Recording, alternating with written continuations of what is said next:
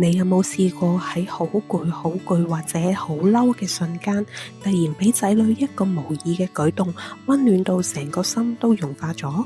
做媽媽嘅我哋總以為自己係遮風擋雨嘅大樹，要永遠堅強，永遠保護仔女。但今日我只想喺小森林嘅樹洞同大家講，其實小朋友對我哋嘅愛比我哋想象中更加細膩，佢哋一直用緊自己嘅方法，默默反向治癒緊我哋。我其實從來未試過喺女女面前崩潰大哭，但小朋友嘅敏感同愛往往超出我哋嘅想象。記得我有幾次病咗，攤喺張床度喐都唔喐，大女小葵竟然默默去幫手做家務，幫手分擔，睇住佢小小嘅背影，嗰一刻我真係覺得佢長大咗啦。而細女小星平時性格有少少傲嬌，想錫佢一下，佢都係唔會俾人錫嘅。但係佢好識得睇人哋嘅眉頭眼額，每次當佢感覺到我心情唔好或者着火發緊脾氣嗰陣，佢竟然會默默走過嚟，輕輕喺我臉上錫一下。嗰一下溫柔嘅觸感，瞬間將我心入邊所有嘅怒氣同疲倦全部化解晒。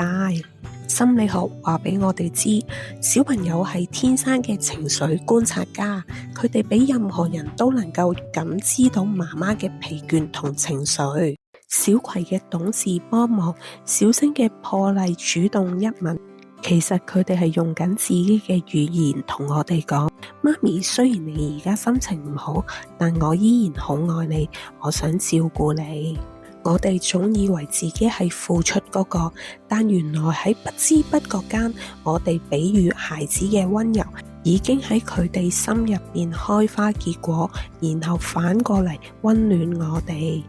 愛從來都唔係單向嘅付出，而係雙向嘅奔赴。唔使再逼自己做個無所不能嘅鐵人媽媽啦。當你攰嘅時候，生氣嘅時候，試下停一停，你會發現孩子其實一直用緊佢嘅方法愛緊你。你播下嘅愛同溫柔已經成為佢哋身上最漂亮嘅品質。今晚臨瞓前，不妨好好抱抱你身邊嘅孩子，喺留言區留下一句多謝你成為我嘅孩子，分享一下你哋屋企孩子最治癒你嗰個瞬間啦。覺得今條片有安慰到你，記得俾個 like 同 subscribe我哋下集小森林見。